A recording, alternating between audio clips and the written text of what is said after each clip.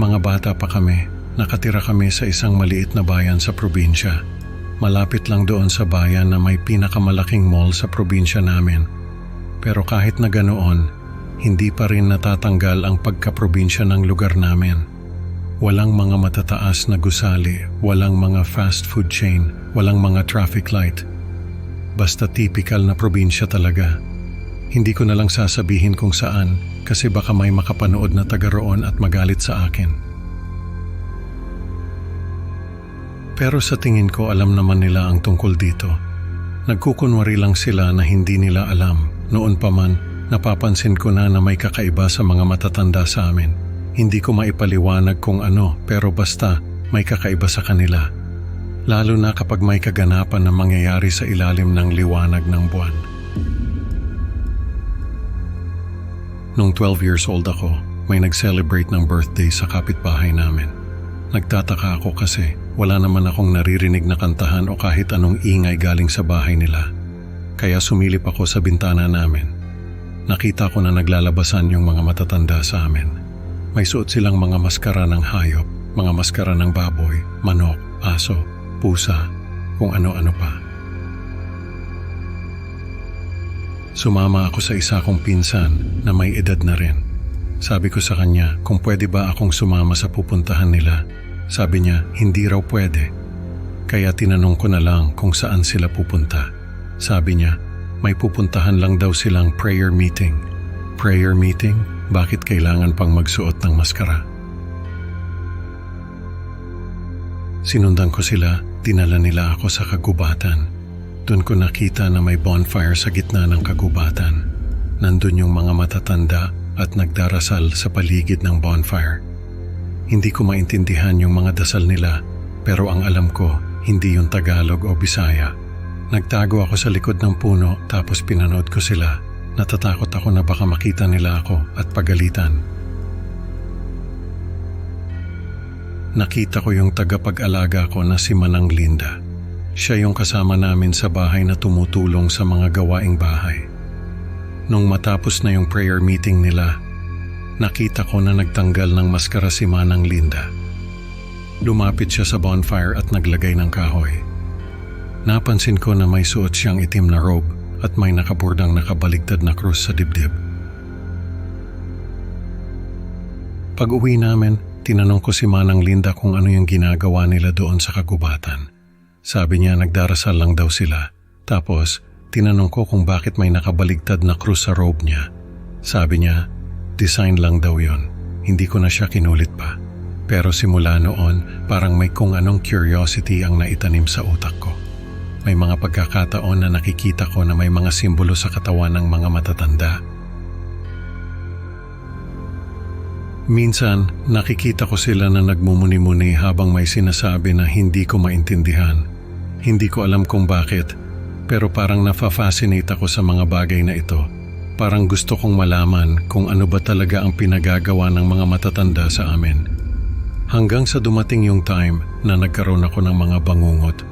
Lagi akong nananaginip na may mga nakamaskara na tao na humahabol sa akin. Tapos, nagigising ako na may nakatayo sa paanan ko. Hindi ko makita yung mukha niya, pero alam ko na nakatingin siya sa akin. Doon na nagsimula yung paranoia ko. Lagi kong iniisip na may nakatingin sa akin. Lagi kong iniisip na may sumusunod sa akin. Lagi kong iniisip na may mangyayaring masama sa akin. Hanggang sa hindi ko na kinaya at sinabi ko sa sarili ko na gusto kong sumali sa mga ginagawa ng mga matatanda. Naisip ko na baka kapag sumali ako sa kanila ay hindi na nila ako habulin pa sa panaginip ko.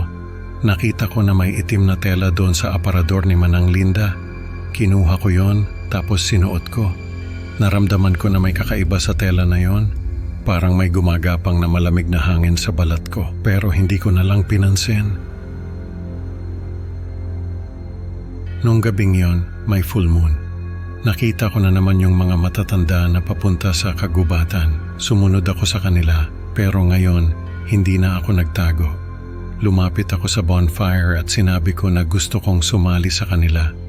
Nagtinginan sila sa isa't isa tapos nagtanggal ng maskara yung isang babae. Sabi niya, Hindi raw ako pwedeng sumali sa kanila.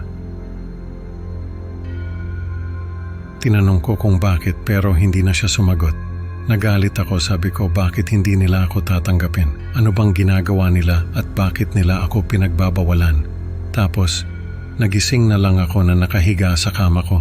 Hindi ko alam kung ano ang nangyari pero pakiramdam ko, hindi ako tinanggap ng mga matatanda.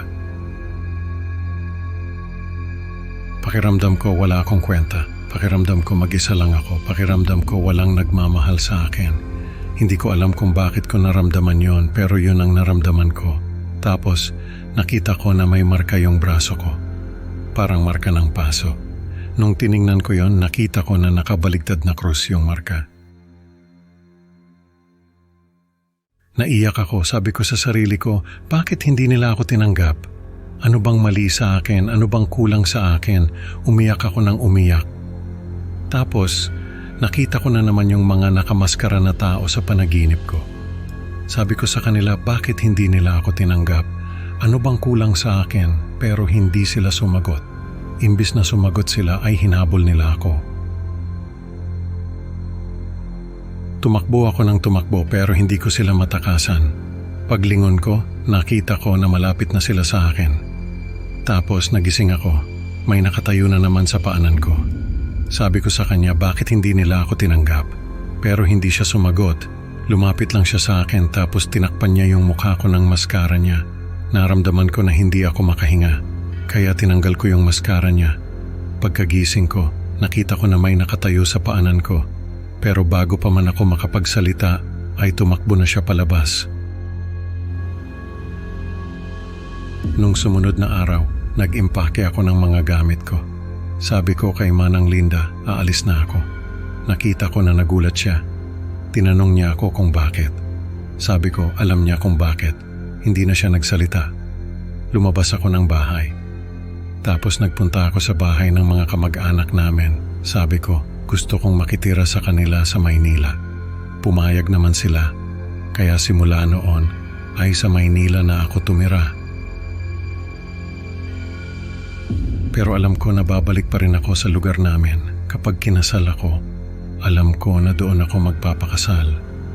Hindi ko alam kung bakit ganun ang naisip ko, pero alam ko na yun ang gagawin ko.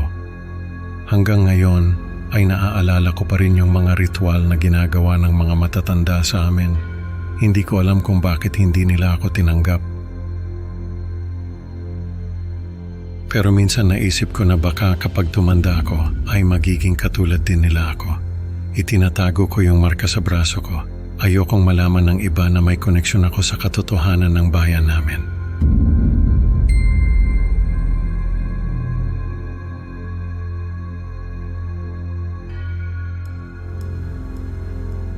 Ang pangalan ko po ay Ato. Sana po ay mapili ninyo ang kwento ko. Naranasan ko ito noong kolehiyo pa ako. Nakatira ako sa isang dormitoryo malapit sa school namin. Pagkatapos ng first semester, umuwi muna ako sa amin para magbakasyon. Pagbalik ko sa dorm, may napansin akong kakaiba. Parang may nagbago sa atmosfera ng lugar. Hindi ko maipaliwanag kung ano pero parang may mali. Yung tipong parang may mga matang nakatingin sa'yo kahit wala namang tao. May bagong lipat na estudyante. Tawagin na lang natin siyang June, tahimik lang siya at hindi nakikihalubilo sa iba. May napansin ako sa pinto ng kwarto niya. May mga nakaukit na simbolo. Hindi ko alam kung ano ang ibig sabihin ng mga simbolo na yon. Pero naisip ko na baka trip lang yun ni June. Nung unang gabi ko sa dorm, nagising ako ng hating gabi. May naririnig akong mga bulungan. Hindi ko alam kung saan nanggagaling yung mga bulungan pero hindi ako lumabas ng kwarto. Sa mga sumunod na araw, napansin ko na halos lahat ng estudyante sa dorm ay abala sa kung ano. Hindi ko alam kung ano ang pinagkakaabalahan nila pero parang may tinatago sila sa akin. Tapos, naririnig ko pa rin yung mga bulungan tuwing hating gabi. Nagtanong ako sa mga kakilala ko kung ano ang nangyayari pero hindi nila ako sinasagot. Ang sabi lang nila ay may ginagawa silang project at hindi nila ako pwedeng isama. Na-offend ako ng konti kasi parang nilalayuan nila ako. Pero naisip ko na baka nga may project sila na hindi ako kasali. Kaya hinayaan ko na lang sila. Isang gabi, nakita kong naglalabasan yung mga estudyante sa mga kwarto nila. Papunta sila sa kwarto ni June. Doon ko na-realize na doon pala nanggagaling yung mga bulungan na naririnig ko. Nagdududa na ako. Ano ba ang ginagawa nila sa kwarto ni June? Bakit hindi nila ako sinasama? Naisip ko na baka may ginagawa silang kalokohan doon at ayaw lang nilang madamay ako. Kaya hindi nila ako sinasama. Naisip ko rin na baka may pinagbabawal na gamot silang ginagamit doon. Kaya hindi nila ako sinasama kasi natatakot sila na baka isumbong ko sila. Kaya naman nagdesisyon ako na hindi na lang sumama sa kanila at magkulong na lang sa kwarto ko. Baka kasi madamay pa ako kung ano man ang ginagawa nila sa kwarto ni June. Nung kalagitnaan na ng semester, may nakita ako sa laundry room. Mga damit na may mantsa ng dugo. Nakaayos yung mga damit sa sahig sa isang pattern. Parang may naglalaro ng puzzle. Nagtaka ako kasi kung sino man ang may-ari ng mga damit na yon, ay dapat dalhin niya yon sa ospital para ipagamot yung sugat niya imbis na labhan pa yung mga damit.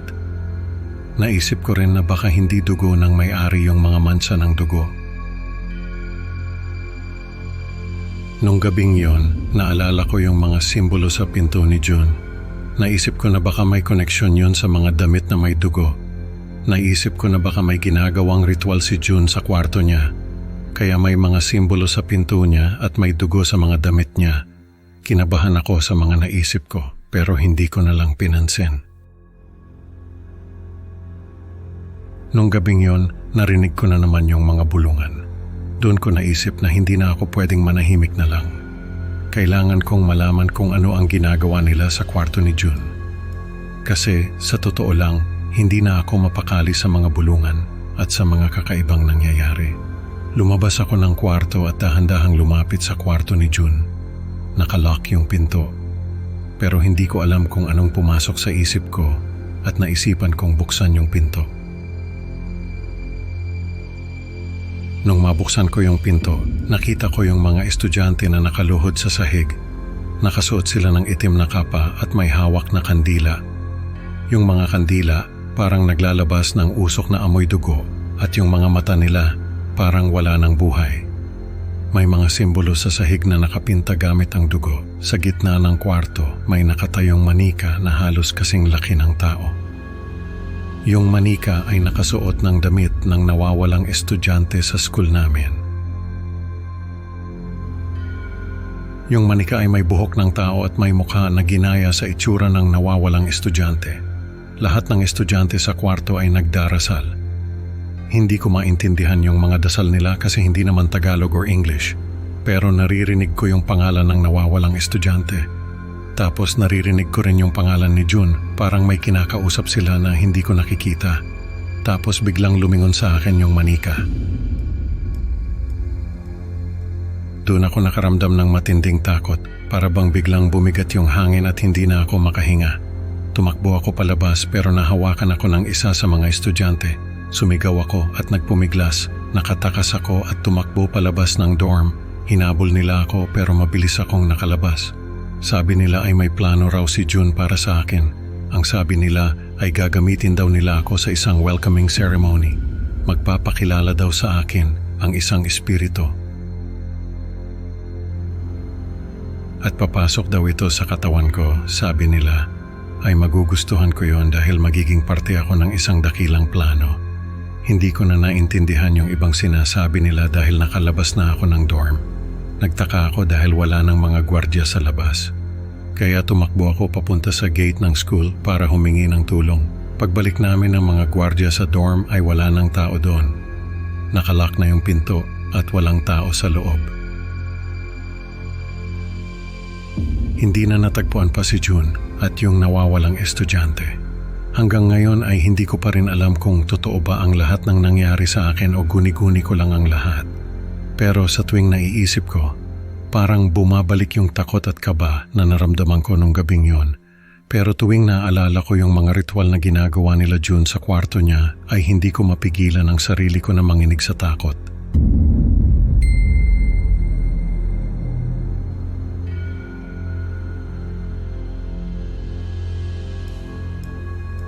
May alam akong kwento na sigurado akong magugustuhan ninyo. Kwento ito ng isang guro na itatago ko na lang sa pangalang Teacher Ana. Nagsimula ang lahat nang lumipat ng bahay si Teacher Ana sa isang bayan na itatago ko na lang din sa pangalang San Pedro. Sabi ni Teacher Ana, kaya raw siya lumipat sa San Pedro ay dahil gusto niyang makaiwas sa stress ng lungsod. Tahimik daw kasi sa San Pedro at mababait ang mga tao. Kaya lang may isang bagay na nangyari sa kanya na hindi niya maipaliwanag. Sa katunayan, hanggang ngayon ay hindi pa rin niya maipaliwanag kung bakit nangyari sa kanya ang bagay na iyon. Ayon kay Teacher Ana, ilang buwan pa lang daw siyang nakatira sa San Pedro nang mapansin niya na may ginagawa siyang mga bagay na hindi niya namamalayan. Halimbawa, kapag daw may nakita siyang mga libro o kahit anong bagay na nakapatong sa mesa, ay inaayos niya ito na parang pyramid. Yung pinakamalaking libro ay nasa ilalim tapos yung pinakamaliit ay nasa ibabaw. Kapag daw may nakita siyang mga bagay na hindi ganoon ang pagkakaayos, ay hindi siya mapakali. Kailangan niyang ayusin ang mga yon na parang pyramid. Isa pang bagay na napansin niya ay yung pag-iwas niya sa ikatlong hakbang sa hagdan. Kapag daw umaakyat siya sa hagdan, ay dinadaanan niya yung ikatlong hakbang. Ganon din kapag pababa siya, hindi niya natatapakan yung ikatlong hakbang. Sabi ni Teacher Ana, hindi niya alam kung bakit niya ginagawa ang mga bagay na iyon, basta ginagawa na lang niya ang mga iyon nang hindi niya namamalayan. Naging bahagi na ng pang-araw-araw niyang buhay ang mga bagay na iyon. Sa katunayan, kapag may mga nakikitang siyang bagay na hindi maayos sa pagkakapyramid, ay hindi siya mapakali. Kailangan niyang ayusin ang mga iyon. Kapag naman natatapakan niya yung ikatlong hakbang sa hagdan, ay bumabalik siya sa umpisa at inuulit ang pag-akyat o pagbaba niya sa hagdan. Hindi niya maipaliwanag kung bakit ganoon ang ginagawa niya. Basta ginagawa na lang niya ang mga bagay na iyon nang hindi niya namamalayan. Nag-alala yung kapatid ni Teacher Ana na si Ate Susan. Akala kasi niya ay may psychological problem si Teacher Ana. Kaya ang ginawa ni Ate Susan ay humingi siya ng tulong sa isang kaibigan na may alam sa mga supernatural na bagay. Si Kuya Ben. Sabi ni Kuya Ben, may alam daw siyang kulto na nag-ooperate sa San Pedro. Ang kulto raw na iyon ay may kakaibang paniniwala. Ayon sa kanila, ang mundo raw ay hawak ng isang demonyo na nagngangalang Astaroth. Ang demonyo raw na iyon ay may kakayahang pumasok sa sinumang tao na gusto niyang pasukin at kontrolin ang isipan ng taong iyon. Para raw makaiwas sa kapangyarihan ni Astaroth, ay kailangan nilang sundin ang mga ritual na itinuro nito sa kanila. Isa sa mga ritual na iyon ay ang pag-aayos ng mga bagay na parang pyramid. Ang pyramid daw kasi ang simbolo ni Astaroth. Kapag hindi raw pyramid ang pagkakaayos ng mga bagay-bagay, ay nagagalit si Astaroth. Isa pang ritual na ginagawa ng kulto ay ang pag-iwas sa ikatlong hakbang ng hagdan. Ayon sa kulto, ang ikatlong hakbang daw ay simbolo ng Trinity na kalaban ni Astaroth. Kaya para hindi magalit si Astaroth ay kailangan nilang iwasan ang ikatlong hakbang sa hagdan. Marami pang ibang ritual ang ginagawa ng kulto para hindi magalit si Astaroth sa kanila. Pero ang dalawang nabanggit ni Kuya Ben ang pinakasikat. Doon na-realize ni Teacher Ana na yung mga bagay na ginagawa niya ay may kinalaman sa mga ritual ng kulto. Ibig sabihin ay nagagawa niya ang mga iyon nang hindi niya namamalayan. Tanong ni Teacher Ana, bakit niya ginagawa ang mga ritual na iyon? Ano ang dahilan? Sabi ni Kuya Ben, may posibilidad daw na may miyembro ng kulto na naglagay ng sumpa kay Teacher Ana. Ang sumpa raw na iyon ay nagiging sanhi para magawa niya ang mga ritual nang hindi niya namamalayan. Pero bakit siya isusumpa ng isang miyembro ng kulto? Ano ang dahilan? Tanong ni Teacher Ana. Sabi ni Kuya Ben, may posibilidad daw na hindi siya ang target ng sumpa. Maaring ang bahay na tinitirhan niya ang target ng sumpa. Maaring ang dating nakatira sa bahay na iyon ay isa sa mga miyembro ng kulto. Kaya lang ay napalayas ito at si Teacher Ana ang nakatira. Kaya ang ginawa ng dating may-ari ay isinumpa ang bahay para mapalayas si Teacher Ana. Nag-alala si Ate Susan dahil baka raw mapahamak si Teacher Ana. Pero sabi ni Kuya Ben ay hindi ganoon ang nangyayari. Sa halip na mapahamak si Teacher Ana, ay napoprotektahan pa nga ito ng mga ritual na ginagawa niya. Ibig sabihin ay may masamang espiritu na gustong pumasok kay Teacher Ana. Pero dahil sa mga ritual na ginagawa niya ay hindi makapasok ang espiritu na yon. Nagulat si Teacher Ana sa sinabi ni Kuya Ben. Tanong niya, sino ang espiritu na gustong pumasok sa kanya? Sabi ni Kuya Ben, may posibilidad daw na si Astaroth mismo ang gustong pumasok kay Teacher Ana. Nagulat si Teacher Ana, bakit daw siya gustong pasukin ni Astaroth? Ano ang dahilan? Sabi ni Kuya Ben, may posibilidad daw na may koneksyon ang bahay na tinitirhan ni Teacher Ana kay Astaroth. Maaaring may ginawang ritual sa bahay na iyon para magkaroon ng koneksyon kay Astaroth. Nagulat si Teacher Ana. Tanong niya, anong klaseng ritual? Sabi ni Kuya Ben, isa lang daw ang naisip niyang ritual na maaaring gawin sa bahay na iyon. Ang ritual na ginagawa ng kulto para makipagkoneksyon kay Astaroth. Ibig sabihin ay templo ng kulto ang bahay na iyon noong araw. Nagulat si Teacher Ana sa sinabi ni Kuya Ben. Hindi raw niya akalain na may ganoong klaseng bahay sa San Pedro. Tanong ni Teacher Ana, ano ang dapat niyang gawin para maputol ang koneksyon ng bahay kay Astaroth? Sabi ni Kuya Ben, ang pinakamagandang gawin daw ni Teacher Ana ay ang sunugin ang bahay. Kapag nasunog daw ang bahay ay mapuputol ang koneksyon nito kay Astaroth. Nagdalawang isip si Teacher Ana. Hindi niya alam kung kaya ba niyang sunugin ang bahay na iyon. Pero dahil na rin sa takot na pasukin ni Astaroth, ay nagdesisyon siyang sunugin ang bahay. Sinigurado naman ni Kuya Ben na walang ibang masusunog na bahay sa paligid. Matapos masunog ang bahay ay nagbago ang buhay ni Teacher Ana. Unti-unti ay nawala yung mga ritual na ginagawa niya. Nawala yung pag-aayos niya ng mga bagay na parang pyramid. Nawala yung pag-iwas niya sa ikatlong hakbang sa hagdan. Naging normal ang lahat para kay Teacher Ana. Ngayon ay isa si Teacher Ana sa mga nagsusulong ng kampanya para turuan ang mga tao sa San Pedro tungkol sa kulto, para hindi na ito makabalik pa sa kanilang lugar.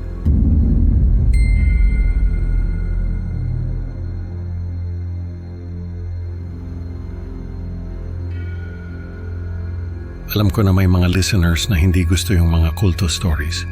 Pero sana pakinggan nyo pa rin ito. Kasi sa tingin ko, may mapupulot kayong aral dito. Ako nga pala si Dave. College student ako sa isang university sa Maynila. Pero tubong probinsya talaga ako. Hindi ko na lang babanggitin kung saan. Kasi baka makasama pa sa mga kamag-anak ko na naiwan doon. Nakauwi ako sa amin noong nakaraang taon kasi namatay yung lolo ng tatay ko. Hindi ko na siya inabutan kasi sa Maynila na ako pinanganak at lumaki. Pero kahit na ganoon, kailangan ko pa rin umuwi para sa libing niya. May mga alamat sa amin na may mga kulto raw na nagtatago sa mga gubat at bundok. Naghahanap sila ng mga taong isasakripisyo sa kung sino mang sinasamba nila. Maraming nawawalang tao sa amin na hindi na natatagpuan. Kaya kahit na alamat lang ang mga kulto na yon, marami pa rin ang naniniwala na totoo sila at sila ang may kagagawa ng mga pagkawala. Nung nakauwi ako may napansin akong kakaiba. Ang daming tao na umiiwas doon sa isang kalye na may bagong tayong convenience store. Ang alam ko kasi, doon sa kalye na yon, may shortcut papunta sa bayan. Kaya dapat marami ang dumadaan doon. Nagtanong ako sa mga pinsan ko, sabi nila may masamang reputasyon daw yung kalye na yon. Marami raw ang nawawala kapag dumadaan doon. Tapos, yung mga nawawala, natatagpuan sa gubat na malapit doon sa kalye. Wala ng buhay at wala ng puso.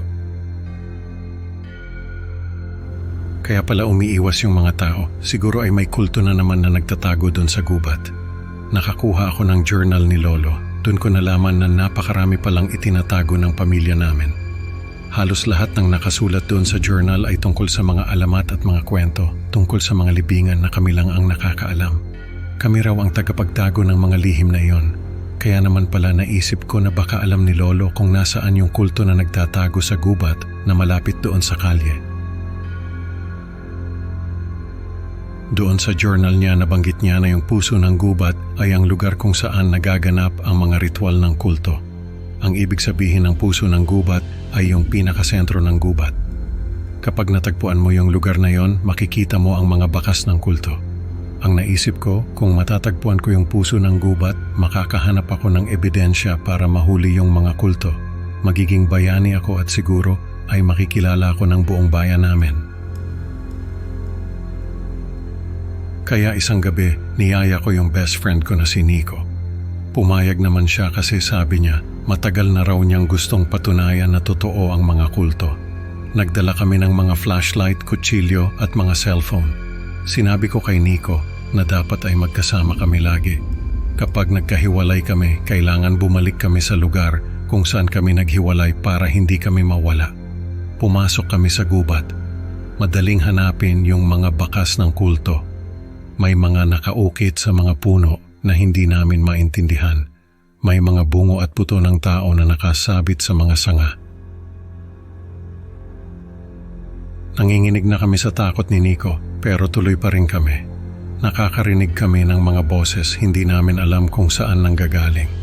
Tapos, may mga nakikita kaming mga multo na naglalakad sa paligid. Mga kaluluwa siguro ng mga taong pinatay ng kulto. Hindi na namin alam kung gaano kalayo yung nalakad namin, pero sa wakas, natagpuan din namin yung altar na gawa sa mga buto at bungo ng tao. Nakakatakot siya tignan. Sabi ko kay Nico, tama si Lolo. Totoo ang alamat tungkol sa puso ng gubat. Totoo ang mga kulto. Nakahanap na kami ng ebidensya. Pero bago pa kami makaalis, may mga lalaking dumating. Piniringan nila kami. Dinala nila kami sa isang kuweba. Doon nila tinanggal yung piring namin. May altar din doon. Tapos, may mga nakatayo sa paligid na nakasuot ng mga itim na robe. Sabi ko sa sarili ko, tapos na ang lahat. Papatayin kami para isakripisyo sa kung sino man ang sinasamba nila.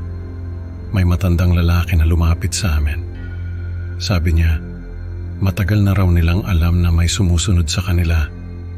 Kaya naghanda sila para sa amin. Tapos, tinuro niya si Nico. Sabi niya, siya raw ang kukunin nila para isakripisyo. Tapos ako pakakawalan nila para sabihin sa lahat na may kulto nga na nagtatago sa gubat. Sabi pa niya, hindi raw sila matatakasan. Dahil kahit saan ako magpunta, mahahanap nila ako. Nagsimula na yung ritual nila. Sumisigaw si Nico pero wala akong magawa. Nakatingin lang ako habang kinukuha nila yung puso niya. Tapos, bigla na lang akong nakahanap ng lakas ng loob. Kinuha ko sa bulsa ko yung rosaryo na nakuha ko sa mga gamit ni Lolo. Sabi kasi niya sa journal niya, yung rosaryo raw na yon ay galing pa sa isang prayle. Kaya napaka makapangyarihan, hawak-hawak ko yung rosaryo. Tapos, sumigaw ako. Sabi ko, hindi ako natatakot sa kanila dahil alam ko na hindi sila magtatagumpay sa mga ginagawa nila. Tapos bigla na lang nawala yung mga ilaw sa paligid. Nagsigawan yung mga kulto.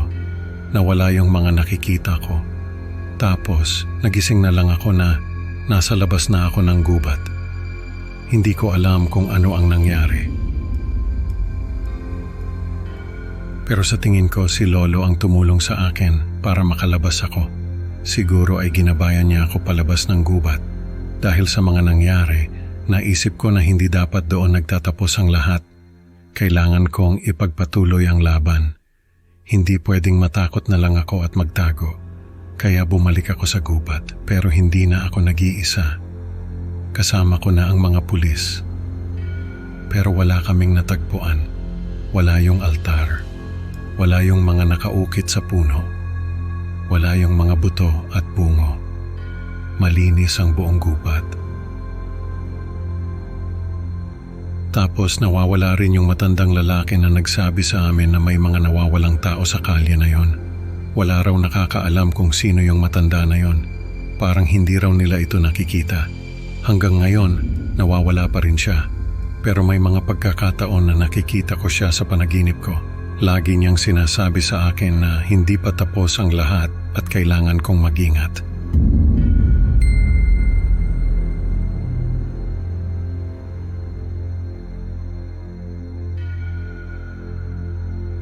Tawagin niyo na lang akong Kuya Jun.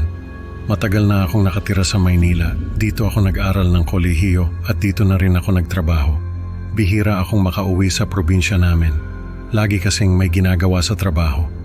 Pero nung 2010, nagbakasyon ako sa probinsya namin. Sabi ko sa sarili ko, kahit isang buwan lang, makapagbakasyon ako sa lumang bahay namin. Gusto ko lang maranasan ulit yung katahimikan ng probinsya. Sobrang nakaka-stress kasi yung buhay sa Maynila. Pagdating ko sa bahay, sinalubong ako ng tito ko. Siya kasi yung nagbabantay sa bahay namin. May sarili naman siyang bahay pero dahil sa medyo malayo yon, doon na lang siya natutulog sa bahay namin. Sabi niya, may mga tao raw na nakikitang gumagala sa kagubatan doon sa likod ng bahay namin. Nagulat ako kasi alam ko na wala namang nakatira doon sa kagubatan. Sabi ni tito, mga kulto raw yung mga tao na gumagala doon sa kagubatan. Nung mga nakaraang taon daw, ay naging usap-usapan sa lugar namin yung kulto na yon. May mga nakakarinig daw ng mga sigaw ng tao na nanggagaling sa kagubatan. May mga nakakita rin daw na yung mga kulto ay nag-aalay ng tao sa isang dambana. Hindi raw malaman kung saan nanggagaling yung mga tao na inaalay nila. Pero ang hinala ng iba ay mga bisita yon na naakit ng kagubatan. May mga nagsabi rin na baka mga nawawalang tao yon na tinatago ng mga kulto sa kanilang mga bahay. Ang pinaka nakakatakot na parte ng kwento ay yung sinasabi nilang dambana na nasa gitna ng kagubatan. Sinasabi ng mga nakakita na may isang nilalang na nakatira doon. Yun daw ang pinagsisilbihan ng mga kulto at doon nila inaalay yung mga tao. Hindi ko alam kung naniniwala ba ako sa kwento ni tito. Pero dahil sa gusto kong makapagpahinga ay hindi ko na lang inisip yon. Sa unang gabi ko sa bahay, nagising ako mula sa isang bangungot. Hindi ko na maalala kung ano yung napanaginipan ko, pero ang naalala ko ay yung matinding takot na naramdaman ko. Pagkagising ko ay hindi na ako nakatulog. Naalala ko yung kwento ni tito. Doon nagsimula yung takot ko. Habang tumatagal yung bakasyon ko sa probinsya, ay napapansin ko na may mga kakaibang nangyayari sa paligid. Pagising ko sa umaga, ay makikita ko yung mga yapak sa paligid ng bahay. Hindi ko alam kung saan nanggagaling yon. Sabi ni tito ay baka mga kapitbahay lang na dumadaan sa bahay namin. Pero ako, hindi ako naniniwala. Minsan naman ay makakarinig ako ng mga bulong na nanggagaling sa kagubatan.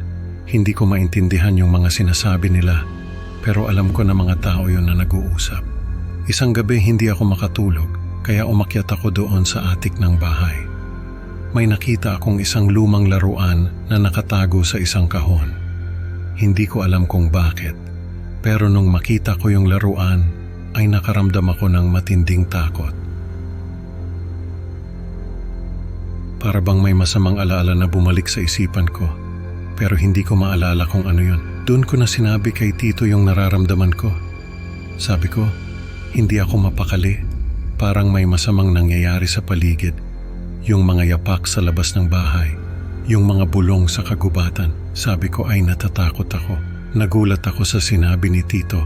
Akala ko kasi ay ako lang ang nakakaramdam ng mga bagay na yon. Pero sabi ni Tito ay naririnig din daw niya yung mga bulong sa kagubatan. Nakikita rin daw niya yung mga yapak sa paligid ng bahay. Kaya lang ay hindi na lang daw siya nagsasalita dahil natatakot siya na baka hindi ko siya paniwalaan.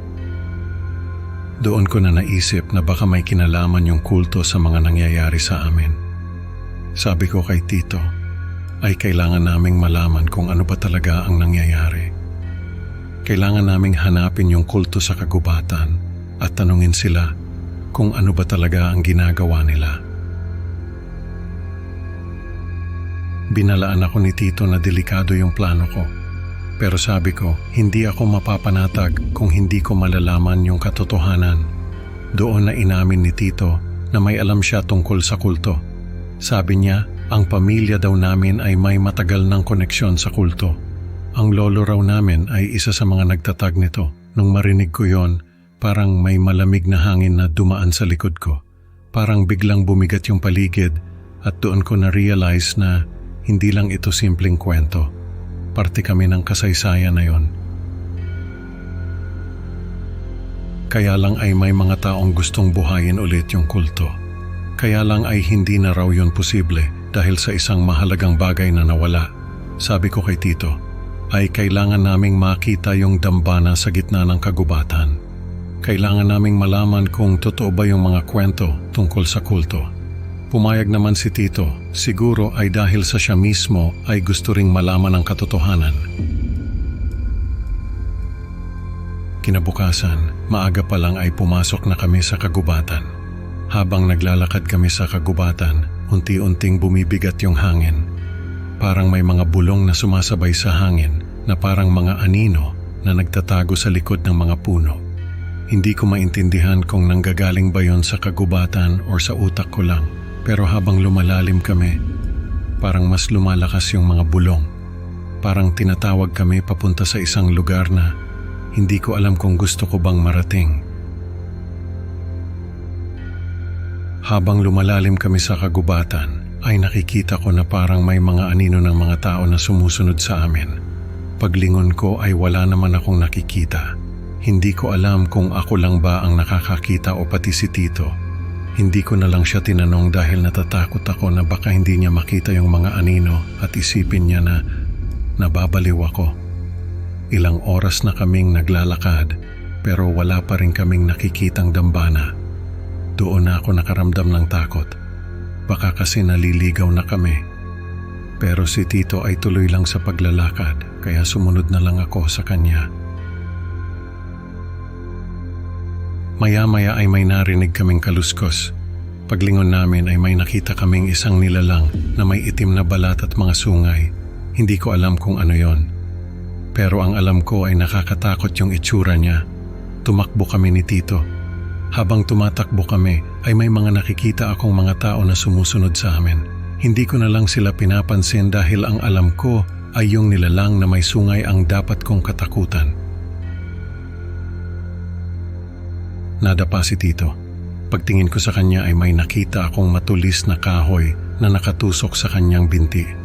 Sabi niya, ay tumakbo na lang daw ako at hayaan siya. Pero sabi ko, ay hindi ko siya iiwan. Tinulungan ko siyang tumayo at nagpatuloy kami sa pagtakbo. Hindi na ako lumilingon dahil natatakot ako na makita yung nilalang na sumusunod sa amin. Hindi ko na maalala kung paano kami nakalabas sa kagubatan. Parang lahat ng nangyari, parang panaginip na lang. Ang huling naalala ko ay yung mukha ni Tito, puno ng takot habang tinutulungan ko siyang tumayo. Pagmulat ko ng mata, nasa ospital na ako. Sabi nila, ako lang daw ang nakaligtas. Pero sa totoo lang, parang naiwan din ako sa kagubatan na yon.